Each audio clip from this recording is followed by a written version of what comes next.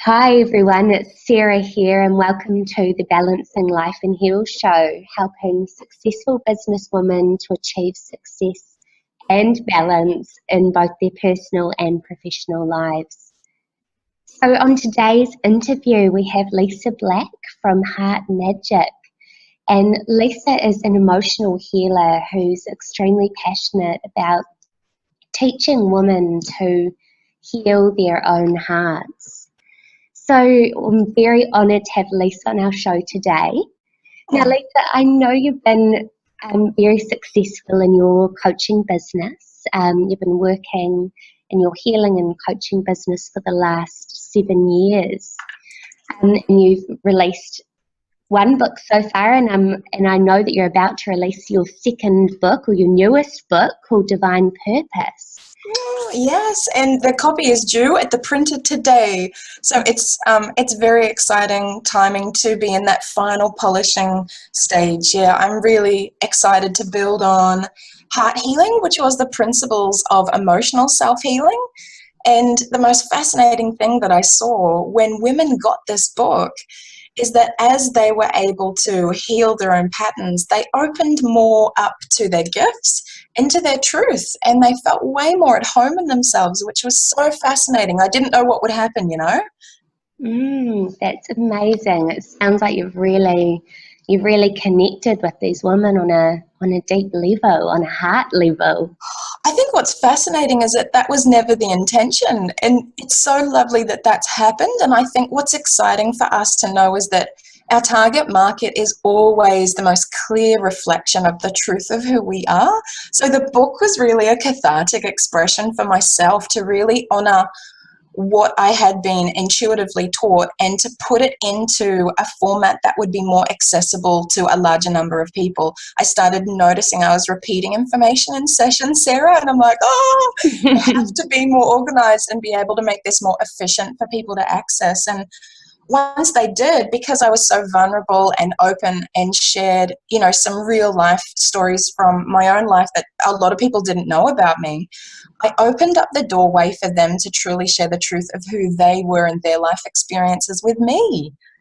Wow, that's so beautiful, Lysa.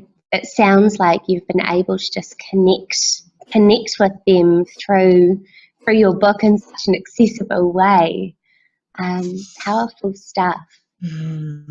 And so I'm sure our listeners would love to hear, what is it that you're doing now and how do you help people?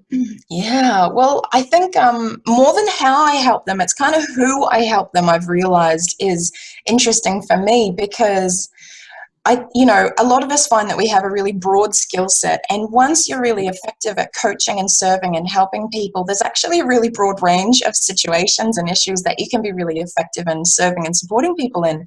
But it comes down for me to who is it that benefits most from my love and care, and it's me's out there, other me's who are highly sensitive, who have the gift of empathy, women who can feel the emotions of other people within their own body, and women who are intuitive, who have this kind of intrinsic connection to their own sixth sense. So I kind of help those women with kind of everything. It's lovely. It's great that you've been able to help other people just like you. It's obviously you'd be able to really connect with them on that deep level. Yeah. You were talking about the book, and what's so exciting about the second book compared to the first was the first one shares principles that I illustrate with stories from my own life, but then obviously once that book launched, I've had all of these amazing experiences with clients who were interacting with that information.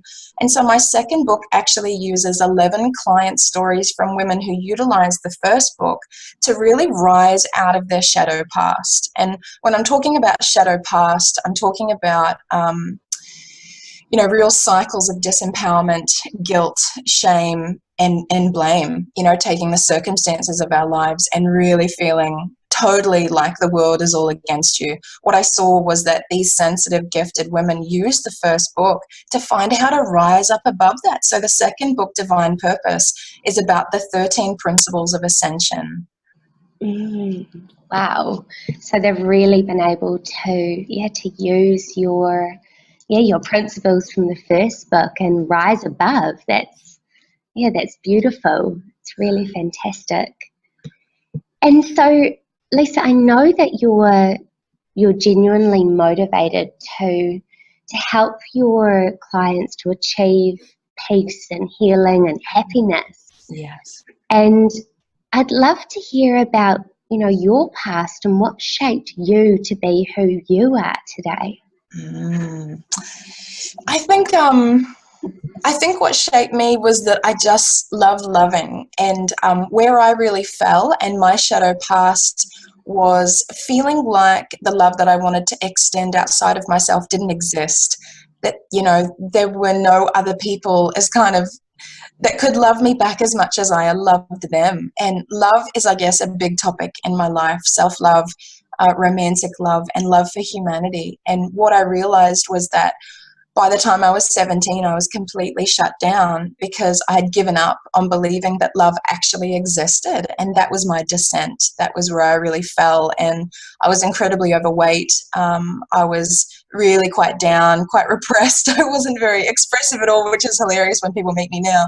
And so for me, seeking an experience of love and seeking to validate myself as worthy of my own love and to be able to perceive universal or divine heavenly love was a transformational era in my life. And that was 10 years ago. And that's why divine purpose is so monumental and it's so significant in my life right now. I was 33 last month and I was 23 when I had a massive breakdown and really gave up hope that there was love out in the world. And so the first book really shared a story of attracting true love with my husband. We've been married 9 years in August. But that was just the beginning. Romantic love is just one element of love. And the divine purpose really talks about how women can learn how to invest in themselves, the love that they didn't receive when they were younger. Wow. And I love how you're speaking about love from so many different sources, the self-love, the universal love, and the romantic love, and how healing that is. And Lysa, I'd love to know, how did you get over that pain that you had when you were 23? Like, what were the steps that you took? That was one of my most favorite times in my life because I, at the time, perceived that my own mother didn't love me. My own mother absolutely adores me, but I was absolutely incapable of seeing, perceiving, and receiving that. And so we'd have a conversation where I had concluded that she didn't love me. My worst fears had been confirmed. And it actually sent so much pain running through my body that I didn't think I was going to survive. I'm a little bit dramatic, as just who I am. But I seriously thought, my own mother doesn't love me, therefore I am deeply unlovable, therefore there's no point. And I kind of felt myself just falling into this pit of pain. And then I really felt myself still breathing, still aware and conscious. I had not died as I had anticipated would happen. And I guess from that moment, I'd encountered my deepest fear, and you start getting super freaking curious after that happens. These moments of encountering our deepest pain and our deepest fear, when you can pass through that, it just opens up completely new portals. And what had happened, I had totally emotionally broke down. I was chronically binge eating. I was totally out of control. I had to leave my job because I was so emotionally volatile. I could not perform my tasks. And I had a little kitty of savings, which was such a heaven-sent blessing. I lived as a hermit in my best friend's house for about a month, or she went to work, and then at night we'd eat ice cream together, and she'd just love me up. And I got to a place where I felt stable enough just to move from Brisbane to Cairns.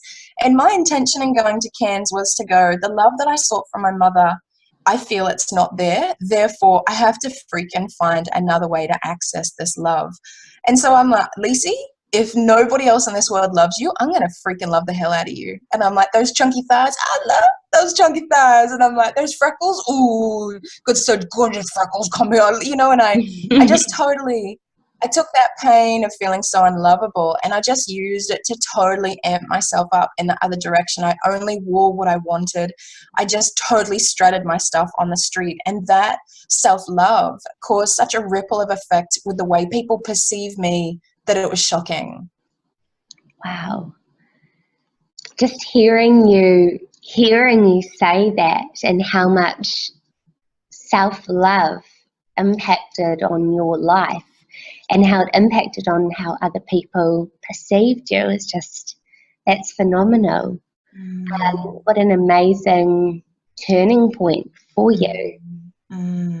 Wow. And so I'm curious, what's one big piece of advice that you would give to someone?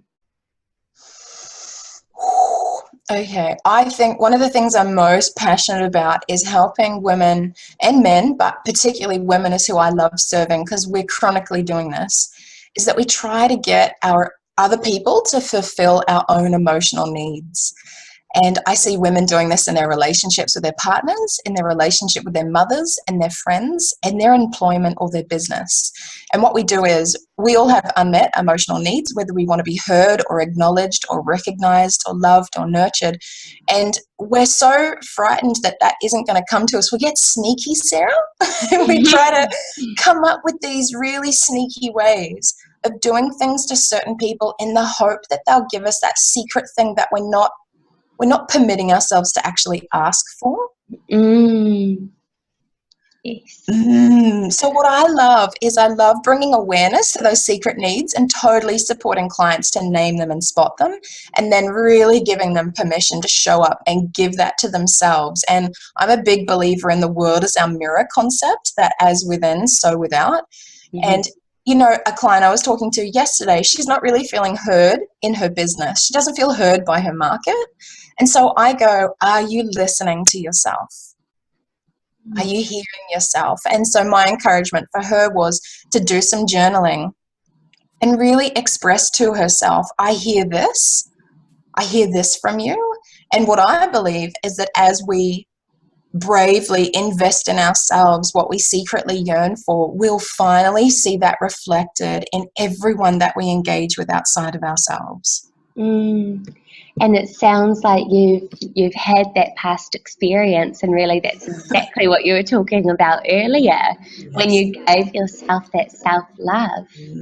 But I'm super needy, Sarah. Like, I'm not just, I think what's wonderful is that I'm always my biggest and my best client. Like, I have a huge requirement for love, and I think that's my eternal blessing, because I didn't felt acknowledged or seen or recognized or heard or witnessed by my family members. And that has become such a blessing, because it hurt me so much to see that they were simply, it's not that they didn't want to invest in that in me, they just honestly couldn't, they didn't have it for themselves. That's the secret that's going on with humanity, is that we don't have some of the most vital, potent needs that we require for ourselves. So I use that pain to absolutely recognize myself, witness myself, hear myself, accept myself. And I've kind of hit every angle, and I still love hitting a new angle. When I start to want someone else to give me something I don't feel I have, I like pour that thing fully out all over myself. That is awesome. I love how you just expressed it in that way. That's amazing. And so, Lysa, I'm also curious, because I know our clients are all about finding that balance.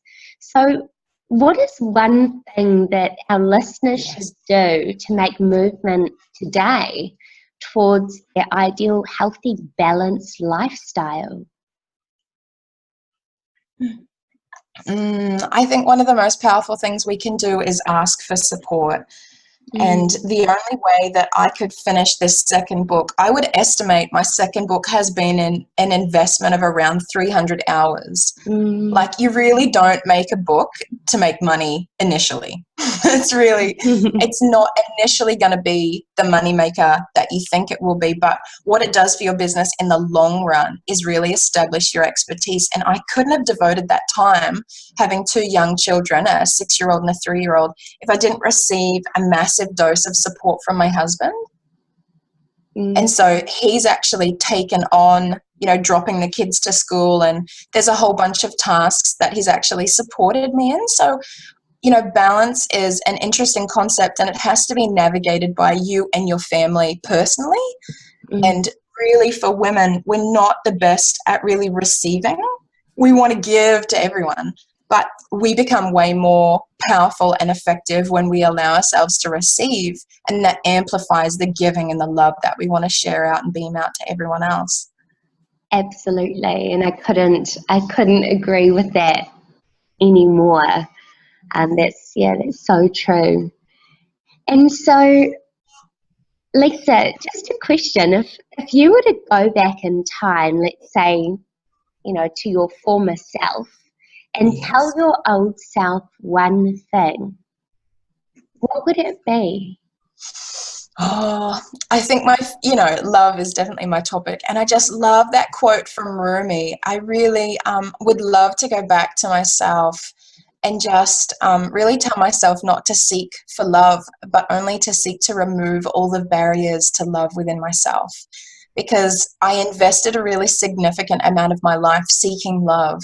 And often seeking love doesn't show up, results.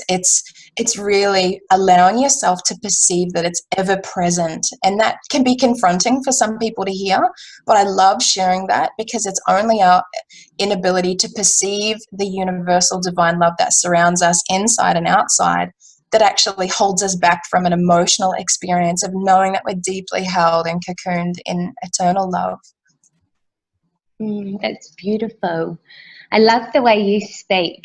Just listening to you, it's your topic inside and out, and it sounds like you're deeply connected with that emotional healing that you offered your clients. And I love it. I think we all know that thing that we deeply require for ourselves, and I think when we give that to ourselves, we can actually really show up for our market, our tribe, the clients that we serve. What's fascinating about me is that I nearly became a translator. I actually speak fluent Japanese, and I also toyed with the idea of becoming a singer. I love singing. I just hate training my voice. And so I think what's interesting is that I knew I was a communicator, but with translation you have no freedom of expression. You absolutely have to relay what's been conveyed by the other people, and that was my wake-up call that it wasn't going to satisfy my soul. And then singing, you actually need to sing the same song over and over and over once you've released it, and I wanted to have the creativity of always releasing a potent, authentic, spontaneous message in the moment. So I think it's lovely for us we all know what we're really amazing at, and sometimes it's only tweaks of a few degrees that can really get us in our power zone. You know what I mean, Sarah? Absolutely. And even as you said that, tweaks of a few degrees to get us in our power zone. I mean, that is powerful and potent in itself. Totally. Thank you. So if we were to come back to talking about life balance for a moment.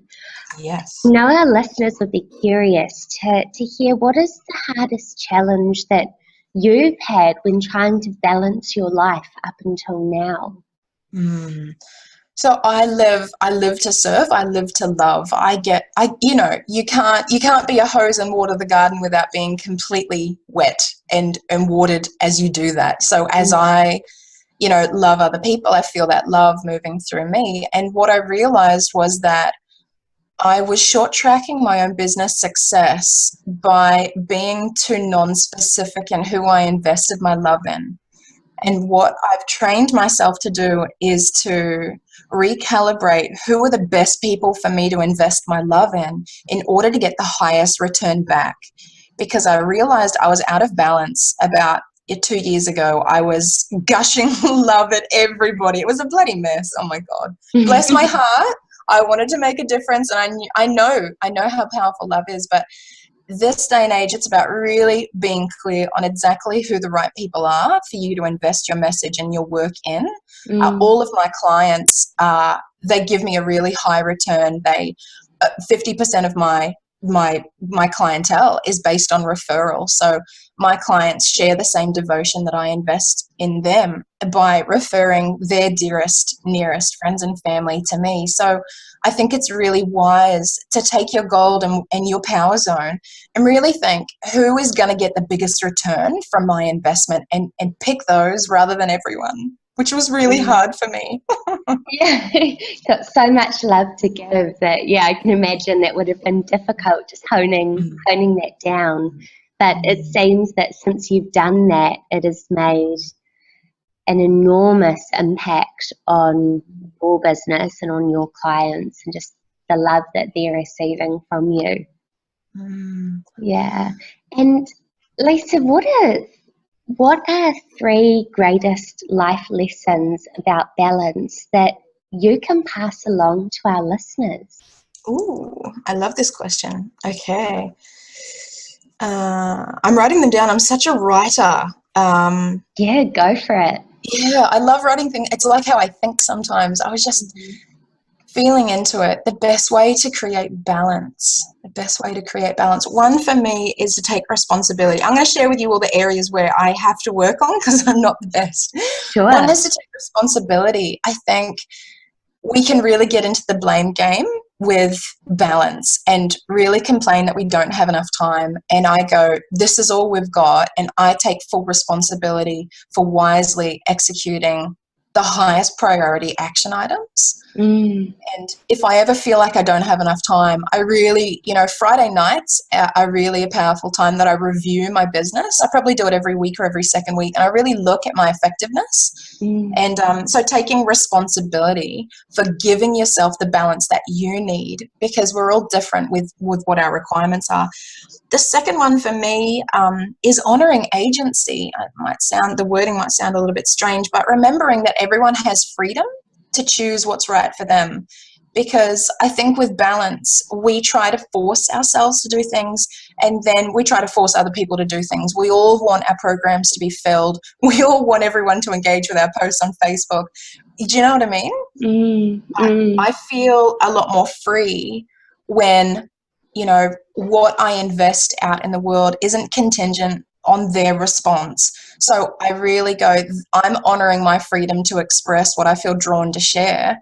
And I honor your freedom that if it isn't right for you, you're just going to disregard it and move on. And that's right. And that freedom really helps us to create more balance, because otherwise we get this really hard energy, this real pushing energy that's not conducive to being intuitive and spontaneous and fluid, which is where all the results are, I believe. Yeah. So that's definitely my third point. You have to be intuitive. We're all so different, but we are all the wisest earth sage on who we actually are. No one on the planet knows us better than we know ourselves, but we take all that information and we try to make ourselves be someone else or do something that works for someone else. But really honoring the truth of who we are. I don't do stuff early in the morning. I'm completely ineffective. And a bulk of the writing that I did was actually between 1 and 4 a.m. because that's when I'm creatively connected the most. That's when I can just really channel and flow the information, and I feel like it's writing itself more than being written by me. Wow. So it sounds like you're living completely authentically, and you're living your truth. And that's some amazing tips for our listeners, just to live congruently with who they are. Yes. And so I know that for me, life balance is about creating genuine fulfillment in each area of my life, including my relationships, my health, my business, and also ensuring that I get enough me time. And I'm curious, because I know that it's so different for everyone, but what is true balance to you, and why does having it matter to you as a successful businesswoman? Beautiful. I love this. And I love feeling what you've invested in yourself to be able to clarify and confirm that for you, Sarah. Do you know what I mean? I even love remembering that we're these organic, evolving souls, and our requirements can actually transform every 12 months. So this is not something that's ever set in place either. I think for me, qualifying that I was gifted rather than I was crazy was a really powerful step for me, because the level of volatility that I was experiencing 10 years ago, I wasn't going to lock myself up, but I thought there was some funky chicken going on. I really thought there was something wrong with me because I couldn't perceive my volatility in anybody else. What I now know is that we are masters of disguise, and there's so many people sitting on a world of emotional volatility that they are absolutely consciously really keeping within themselves. And so because I'm so highly sensitive, and being an empath, I'm so, susceptible to feeling everything within everyone, I actually require massive doses of downtime. I invest 1 to 3 hours in myself every day. This is outside of exercise. This is outside of everything, to just simply be and journal and really reflect on what's happening in my inner world. One of my most powerful self-care rituals is to be deeply connected with my own inner world. If there's anything that pops up and surprises me, it's always a reflection of being disconnected from within. So that's where I think my superpower comes from. It's recognizing that I'm a real softy, sooky, can get squashed easily, and therefore I have to double up. Last year I was doing 10 hours a week of, coaching and healing sessions with my clients. I've recently shifted that to 6 hours.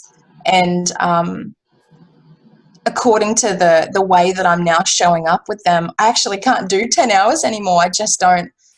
It's not that it's hard work. It's just that it's such a soul investment. I have to double up. Whatever I invest in them, if I don't equally invest that in me, I can't actually be as powerful and bring the presence that they deserve for their shifts. Yes, that makes total sense. It sounds like you're so committed to showing up to them, but also to showing up to yourself equally, which is beautiful, really nice. And Lysa, what is one balanced living golden nugget that you believe everyone should live by? What's your one golden nugget?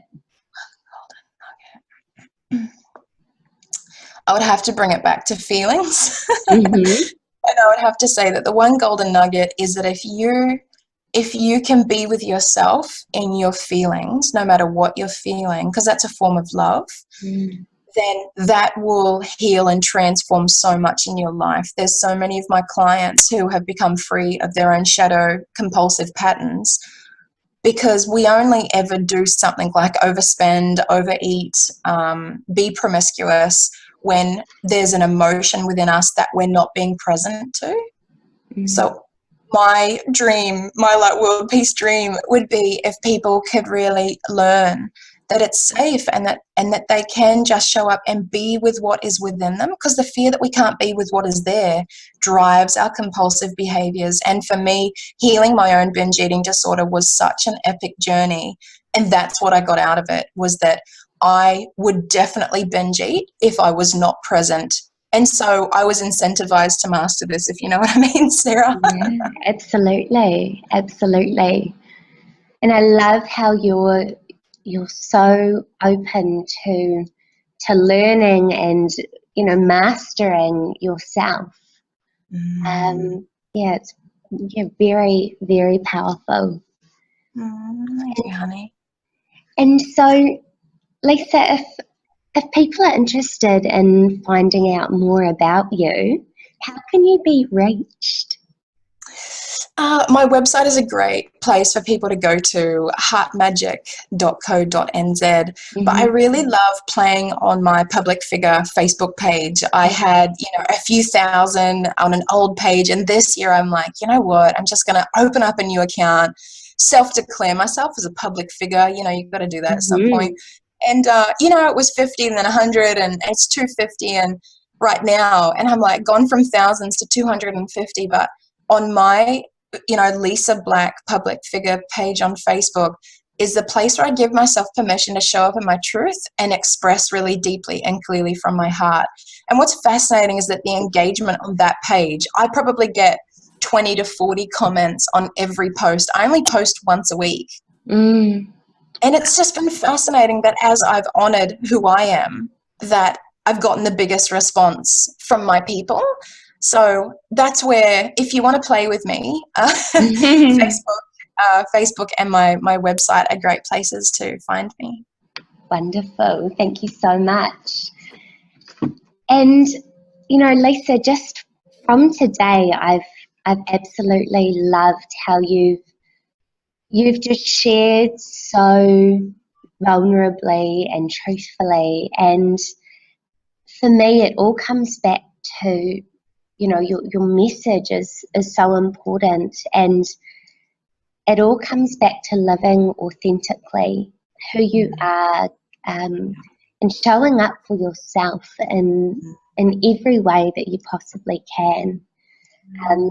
It's honouring the truth of, who we are. And yeah, it was a very powerful conversation today. I've really, really enjoyed speaking with you. I've adored it too. Thank you so much, Sarah. I love the questions that you had, and it's been so fun to think about everyone listening and to really give ourselves permission to enjoy this conversation as well. It's such an honor to meet you. I'm so impressed by the way that you're showing up in the world, and I know that you're living and doing this, which is what has made the conversation so fun as well. So thank you, sweetheart. Thank you, Lysa. Appreciate it. And just, do you have any last words that you'd like to share with our audience? Why travel the world when you can travel the realms of your own heart? Powerful, powerful. Wow. So thank you so much. It's been an absolute honour to have you on the show today, Lysa. So this has been Sarah Devereaux from the Balancing Life and Heal show, helping successful businesswomen to achieve balance in both their personal and their professional lives. So have an absolutely amazing day, and stay tuned for more interviews, and remember to grab my free training on how you can truly balance your life in heels. Have a wonderful day. Thanks, guys.